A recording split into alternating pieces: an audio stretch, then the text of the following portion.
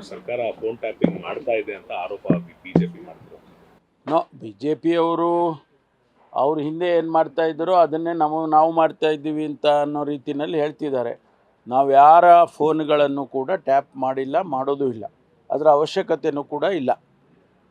ಅವರು ಯಾಕೆ ವಿಚಾರ ಪ್ರಸ್ತಾಪ ಮಾಡಿದ್ದು ಅಂದರೆ RSS ಮತ್ತು ಕೇಂದ್ರ ಸರ್ಕಾರ ಹೇಳದಂತೆ ಗವರ್ನರ್ ಕೇಳ್ತಿದ್ದಾರೆ ಅಂತ ಸರ್ಕಾರ ಆರೋಪ ಮಾಡ್ತಿದೆ. ಆರೋಪ ಮಾಡೋದಕ್ಕೂ ಫೋನ್ಗಳನ್ನೆಲ್ಲ ಟ್ಯಾಪ್ ಮಾಡೋದಕ್ಕೂ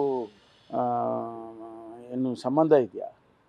ಅವರು ಹಂಗಾದರೆ ಆರೋಪಗಳು ನೂರಾರು ಆರೋಪ ಮಾಡ್ತಾರೆ. ದಿನ ಬೆಳಗಾದರೆ ನಮ್ಮ ಮೇಲೆ ನೂರಾರು ಆರೋಪ ಮಾಡ್ತಾರೆ. ಅದಕ್ಕೆಲ್ಲ ನಾವೇನು ಹೇಳಬೇಕು?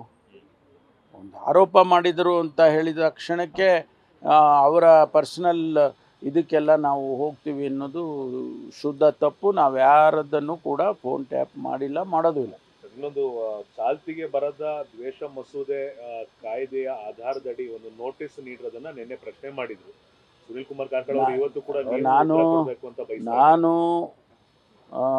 ಕೌನ್ಸಿಲ್ನಲ್ಲಿ ಇದ್ದೆ. ನಿನ್ನೆ ಇಡೀ ದಿವಸ ಕೌನ್ಸಿಲಲ್ಲೇ ನನಗೆ ರೋಸ್ಟರ್ ಇತ್ತು, ಅಲ್ಲಿದ್ದೆ. ಆ ಸಂದರ್ಭದಲ್ಲಿ ಅದನ್ನು ಪ್ರಶ್ನೆ ಮಾಡಿದ್ದಾರೆ.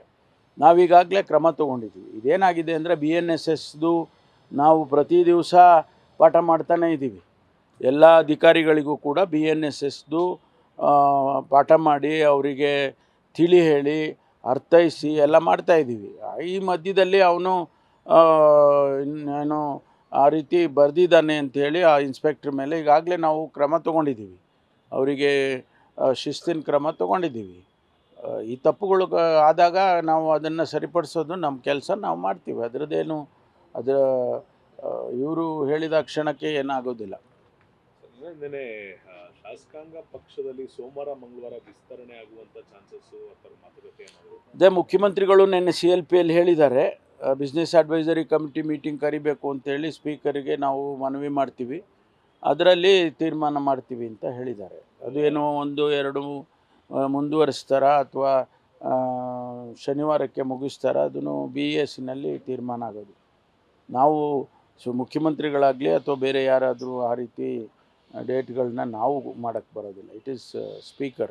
ಸರ್, SC/ST TSP ಹಣದ ವಿಚಾರವಾಗಿ MLC ಸುಧಾನ್ ದಾಸ್ ಆಕ್ರೋಶ ಹಾಗೂ ಬೇಸರ ಎರಡನ್ನೂ ತಂದರು ನಿನ್ನೆ. ಎಲ್ಲ ಅನೇಕ ವಿಷಯಗಳನ್ನು ಪ್ರಸ್ತಾಪ ಮಾಡಿದ್ದಾರೆ.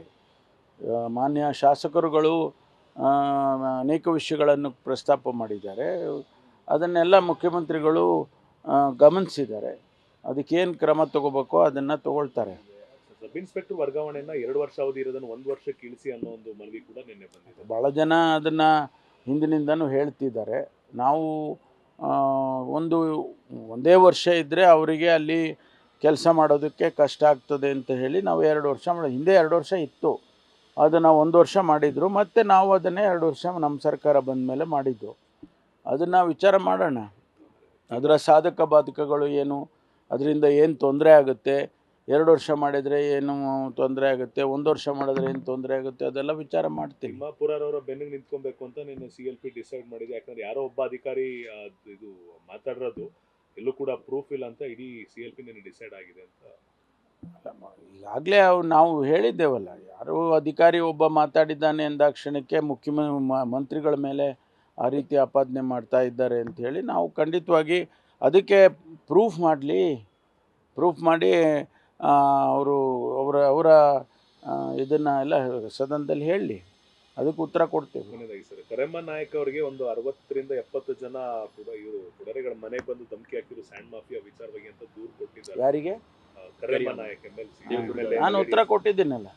ನಾನು ಸ್ಪಷ್ಟವಾಗಿ ವಿವರವಾಗಿ ಉತ್ತರ ಕರೆಮ್ಮ ಅವರಿಗೆ ಕೊಟ್ಟಿದ್ದೇನೆ. ಅದರ ಪ್ರಕಾರ ನಾವು ಅಲ್ಲೇನಾದರೂ ಅಂಥದ್ದು ಕಂಡು ಬಂದರೆ ಖಂಡಿತವಾಗಿ ಕ್ರಮ ತಗೊಳ್ತೀವಿ. ನಾನು ಅವರಿಗೆ ಅಶ್ಯೂರೆನ್ಸ್ ಕೊಟ್ಟಿದ್ದೇನೆ, ನಿಮಗೆಲ್ಲ ರೀತಿ ರಕ್ಷಣೆ ಕೊಡ್ತೀವಿ ಹಾಗೆ ಅಂತೇಳಿ ಸದನದಲ್ಲೇ ನಾನು ಅಶ್ಯೂರೆನ್ಸ್ ಕೊಟ್ಟಿದ್ದೇನೆ.